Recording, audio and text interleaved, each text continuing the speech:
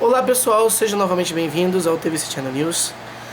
Hoje é sexta-feira 13 e por incrível que pareça já faz muito tempo que esse canal já está com quase 300 vídeos. Desde o iniciozinho eu já queria fazer vídeos sobre o azar, que eu acho muito interessante esse tema, né? A psicologia do azar e da sorte por consequência. Só que por incrível que pareça, por ironia do destino, sempre que chegava na sexta-feira 13 acontecia alguma coisa que eu não conseguia gravar o vídeo, certo? Ou eu não me preparava, ou eu tinha que resolver alguma coisa fora e de muito tempo, então quando eu chegava cansado, ou eu esquecia, enfim, nunca dava. Aí eu tinha sempre que esperar a próxima sexta-feira 13, né?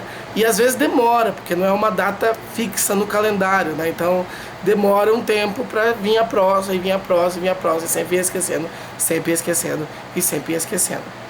Então, hoje, o azar de hoje é que eu não estou com uma voz apta para gravar um vídeo, certo? Acabei de passar por um processo grande de inflamação na garganta, então não estou ainda com minha voz 100%.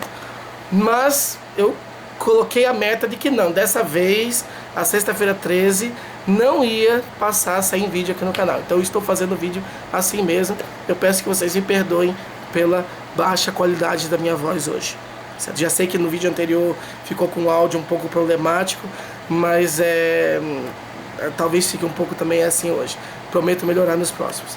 Enfim, passando essa pequena desventura minha com a sexta-feira 13, eu vou trazer aqui para vocês um trabalho que eu achei particularmente interessante. Ele não é novo, ele é de 2012.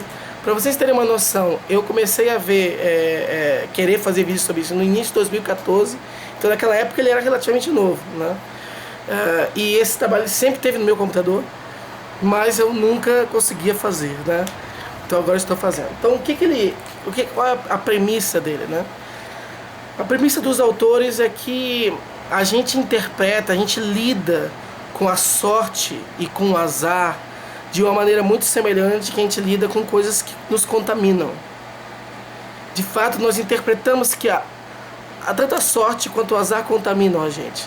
Então, quando a gente toca algum amuleto da sorte, ou algum objeto que consideramos sagrado por alguma razão, achamos que estamos impregnados com aquele aspecto, aquela essência daquele objeto. Nesse caso, uma essência boa, uma essência de sorte, né? E isso faz com que a gente às vezes fique um bom tempo sem querer lavar a mão ou sem querer tomar banho, né? Porque achamos que estamos impregnados com aquilo, e o banho ou a água poderia lavar aquilo ali, tá? O contrário também é verdadeiro. Determinados objetos que achamos que estão amaldiçoados ou que estão azarados, nós não gostamos muito de manuseá-los, porque achamos que se o fizermos vamos nos contaminar com aquela má sorte, com aquele azar, e isso vai influenciar nosso comportamento no futuro. Essa questão de relação intrínseca entre comportamento de lavar a mão ou mesmo tomar um banho completo e o alívio ou alterações que isso vão provocar no nosso comportamento, nos nossos pensamentos, nas nossas emoções, isso foi muito estudado e ainda continua sendo muito estudado, aquilo que a gente chama de embodiment cognition, ou o termo, eu já vi uma palestra no congresso do ano passado que eles fizeram uma tradução oficial que chamaram de cognição corporificada. Então eu acho que esse é o termo que você consegue achar alguma coisa em língua portuguesa sobre isso. Que é o quê? É a influência direta, certo? De características ou de fenômenos corporais na nossa mente, no nosso cérebro propriamente dito. É claro que o nosso cérebro faz parte do nosso corpo, né? E a nossa mente é um fruto do nosso cérebro que faz parte do nosso corpo. Eu não estou aqui defendendo de maneira nenhuma uma perspectiva dualista, nem essa linha de pesquisa está dizendo isso. Mas estamos falando, por exemplo, do fato de lavar a mão pode fazer com que as pessoas se sintam menos culpadas por determinadas decisões. Então aquela ideia de eu lavo minhas mãos para o que vai acontecer com você, né? Isso faz todo sentido psicologicamente falando. Você também lavar as mãos faz com que você tenha um julgamento moral mais leve com relação a outras pessoas. Enfim, muda o nosso comportamento. É importante vocês saberem que o nosso comportamento é um depois da higienização, outro antes da higienização, certo?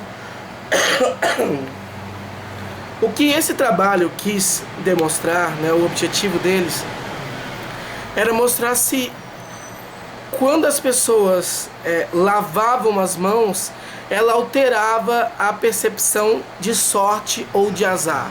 Então ele chamava as pessoas para o laboratório, né, e lá elas eram induzidas a se lembrar ou mesmo a imaginar uma situação hipotética em que elas tiveram muita sorte, certo? Financeiramente falando, por exemplo.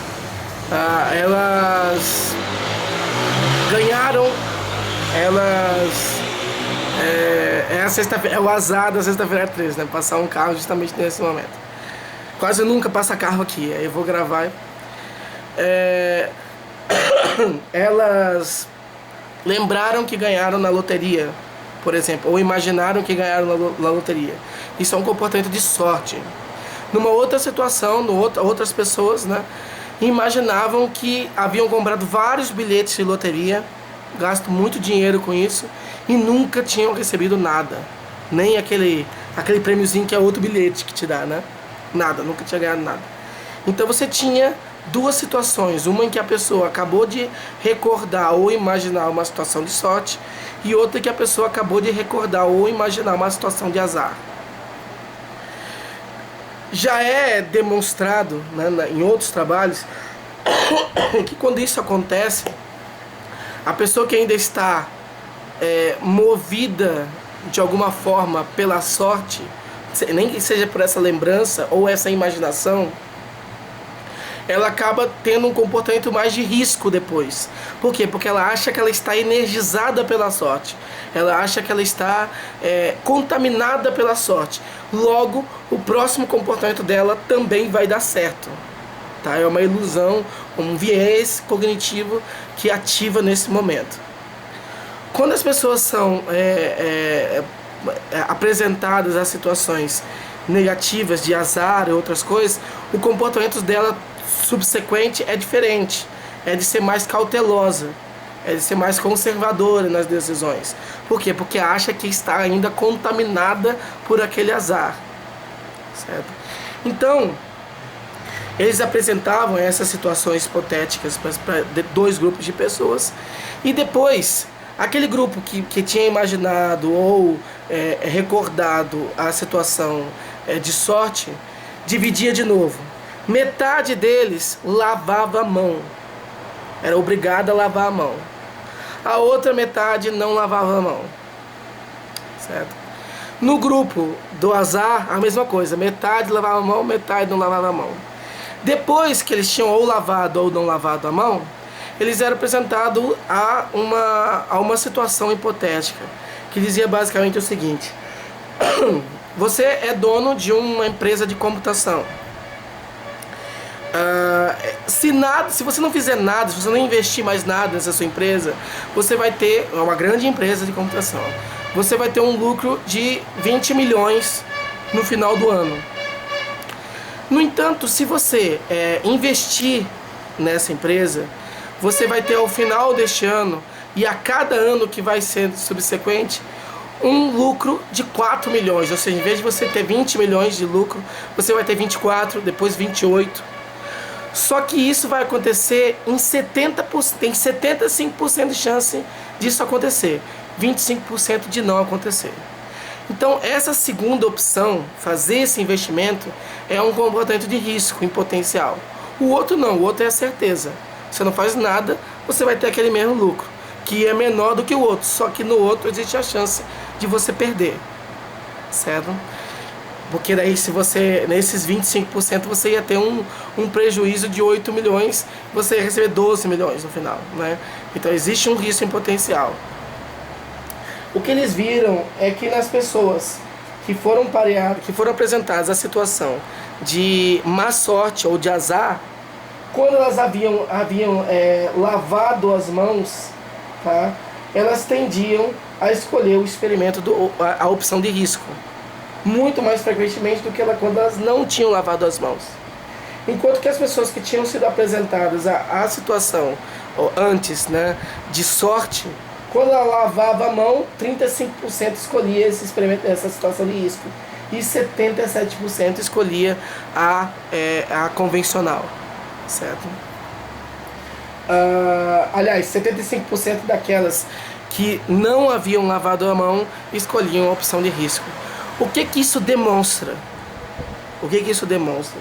Isso demonstra que no público que foi apresentado a má sorte, lavar as mãos é como se a má sorte tinha sido jogada no ralo, tinha sido eliminada de novo. Aquele contágio da má sorte, ainda que através da lembrança ou da imaginação, desaparecia ou se tornava muito menos saliente. E aí a pessoa tomava comportamentos mais arriscados, não conservadores, que era o esperado, certo? No caso da sorte, lavar as mãos fazia a mesma coisa, mandava a sorte pro ralo, certo? Então daí essas pessoas que tomavam decisões mais conservadoras, optando pela resposta 1. Ou seja, não fazer nada e ficar com os 20 milhões. Então, isso demonstra que a gente realmente interpreta a nossa sorte ou o nosso azar como coisas essencialistas, interpreta com viés essencialista, e que mais do que isso, determinados aspectos que fazemos com o nosso corpo, como lavar as mãos, pode fazer com que a gente jogue a má sorte no ralo ou jogue a sorte no ralo também, né? O que isso traz para hoje, né? Que se por acaso você está se sentindo azarado, você está se sentindo acompanhado por Murphy na sua vida, né? Principalmente hoje, que é o dia do azar, talvez seja interessante lavar com mais frequência as suas mãos, ou mesmo tomar banho, tá? Porque isso vai reduzir essa sua percepção, certo? De que está azarado. Lembrando que essa percepção, ainda que não faça sentido, porque nós não estamos azarados, né? Não existe nenhuma evidência científica de que as pessoas estão carregadas com azar ou carregadas com a sorte. Mas é sabido que essa percepção da sorte, do azar, influencia diretamente o nosso comportamento e faz com que a gente tome decisões diferentes movidas por essa autopercepção de azar ou de sorte. Por isso que, independente de não haver nenhuma força sobrenatural que faça você ser azarado ou que faça você ser sortudo, recorrer a determinados trabalhos como esse da psicologia ajuda você a minimizar esse viés de azar ou de sorte no seu dia a dia e assim, consequentemente, tomar decisões mais interessantes, né? Decisões mais plausíveis e, por que não, decisões melhores, ok? Então era isso.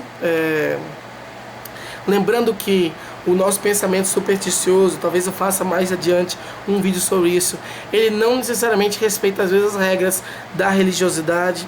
Então a pessoa pode não ter nenhuma religião, pode não ter nenhuma crença religiosa e ainda assim ter comportamentos supersticiosos, certo? Então são coisas que compartilham alguns aspectos, mas que são distintos em outros, né? Então não tem aquela, sou ateu e não tenho. Muitos ateus manifestam comportamentos supersticiosos, ou pelo menos cognições supersticiosas, certo? Que às vezes ficam veladas por desestabilidade social ou por outra coisa. Então, era isso. Eu quero agradecer novamente a presença de todos vocês, a paciência de assistir esse vídeo com a minha voz nesse estado, que provavelmente não está muito bom, né? Mas eu peço que vocês entendam que eu já vinha de um histórico de nunca conseguir gravar vídeo nessa data e que hoje eu coloquei na minha lista que ia sair vídeo independente da minha voz estar toda detonada. Um último recado na verdade, um agradecimento. Eu quero agradecer que tiveram muitos inscritos no Psychological Zone, mas quero reforçar para vocês também acompanharem o Psychological Zone, que é um canal paralelo de divulgação científica da psicologia aqui no YouTube, porque logo logo nós vamos estar colocando vídeos novos lá, e tem vídeos muito interessantes, como o primeiro episódio do Harry Potter e o último que nós colocamos, que foi um especial do Halloween, tentando explicar por que, ou a função das histórias de monstros das histórias de Halloween, ok? Então confiram lá, eu vou colocar o link também aqui na tela, mas se não, está aqui na descrição do vídeo, certo? Novamente, muito obrigado e boa sorte para todos vocês, né? Até o próximo vídeo aqui no TVC Channel News. Valeu!